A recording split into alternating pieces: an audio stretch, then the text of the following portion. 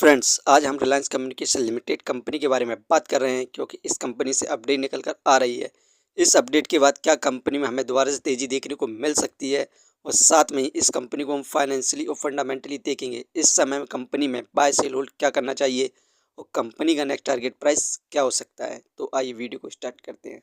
Reliance communication limited company का share price अभी ₹1.05 चल रहा है। आज के दिन इस कंपनी में हमें 0.94% की गिरावट देखने को मिल रही है। वहीं पर एक महीने में जबरदस्त गिरावट देखने को मिली 10.92% की। एक महीने पहले इस कंपनी का शेयर प्राइस ₹1.19 था।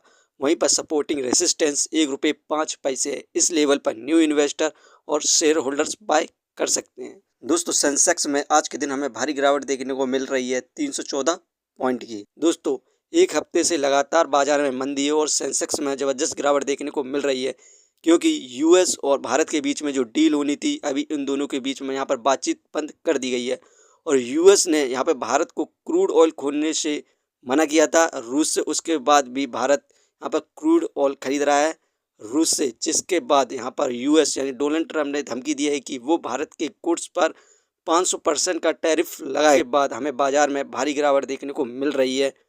दोस्तों, इस कंपनी से जितनी भी अपडेट निकल कर आ रही हैं उन सभी को हम देखते हैं। यहाँ पर bank of Baroda, IDBI bank, Indian overseas bank और साथ में ही ऑडिट फर्म BDO, इन्होंने यहाँ पर अनिल अंबानी की कंपनियों के साथ फोरेंसिक ऑडिट रिपोर्ट के साथ फ्रॉड करने का आरोप लगाया था। इसी के ऊपर यहाँ पर उन्होंने बम्बई हाई कोर्ट में केस दर्ज किया था, लेकिन यहाँ पर ये सभी ने यहाँ पर कोई सा भी यहाँ पर प्रूफ नहीं दिया है, जिसके बाद सिंगल जज ने इस केस को यहाँ पर होल्ड कर दिया है। दोस्तों, जिसके बाद यहाँ पर 14 जनवरी को दोबारा से यहाँ पर केस में अपील दर्ज की है, जिसकी सुनवाई चीफ जस्टिस चंद्रशेखर के साथ साथ जस्टिस गौतम अग्रड़ इस केस की सुनवाई करने वाले हैं। अब ये केस यहाँ पर जारी रहेगा। दोस्तों, इससे पहले ईडी ने 1180 करोड़ के अनिल अंबानी फर्म के एसेट्स को जब्त किया था अंडर PMLA तहत, जिसमें रिलायंस सेंटर भी शामिल है।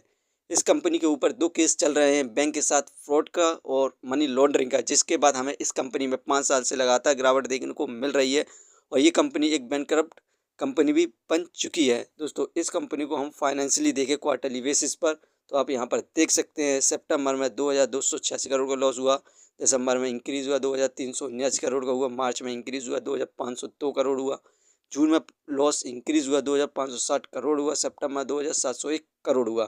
यहाँ पर क्वार्टरली बेसिस पर इस कंपनी का जो लॉस है इंक्रीज़ होता जा रहा है। तो ये कंपनी फाइनेंशियली बिल्कुल भी ख़राब है। फंडामेंटली देखें तो मार्केट कैप 2996 करोड़, जो कि ठीक है। इसके प्राइस के हिसाब से डेप्थ ऑफ इक्विटी 0.49। इस कंपनी में बहुत ज़्यादा कर्जा डेप्थ है। यहाँ पर आप देख सकते हैं Reliance communication total depth reach 404.1 billion in Indian currencies 31 दिसंबर। यहाँ पर 31 दिसंबर को अनाउंस किया गया था कि इस कंपनी पर 404.1 बिलियन का यहाँ पर कर्ज है। यही कारण है कि इस कंपनी में हमें लगातार गिरावट देखने को मिलती है। रिटर्न ऑफ इक्विटी 0.22%, ये हमें 1% के रिटर्न प्रोवाइड नहीं कर रही है। अर्निंग पर से -36.67 नेगेटिव में, डिविडेंड दे नहीं रही है। बुक वैल्यू 349.79 नेगेटिव में चल रहा है। Face value 5। दोस्तों, ये कंपनी फाइनेंशियली और फंडामेंटली बिल्कुल भी सही नहीं है और कंपनी पर क्वार्टरली लॉस इंक्रीज होता जा रहा है। तो आप इस कंपनी पर फिलहाल के लिए इन्वेस्ट बिल्कुल भी ना करें। यदि ये कंपनी नेक्स्ट क्वार्टर पर प्रॉफिट गेन करती है तो आप इस कंपनी पर इन्वेस्ट कर सकते हैं और मल्टीपल रिटर्न्स प्राप्त कर सकते हैं। फिलहाल के लिए इन्वेस्ट ना करें। दोस्तों, ये वीडियो सिर्फ एजुकेशन पर्पस के लिए थी। यदि आप किसी भी कंपनी या स्टॉक्स पर इन्वेस्ट करते हैं तो एक बार अपने फाइनेंशियर्स और एक्सपर्ट की सलाह जरूर लें। कभी भी लोन लेकर इन्वेस्टमेंट ना करें। यदि आपको कंपनी के बारे में जानकारी सही लगी हो तो अपने चैनल को सब्सक्राइब करें, जिसका नाम है स्टॉक एनालिसिस। धन्यवाद।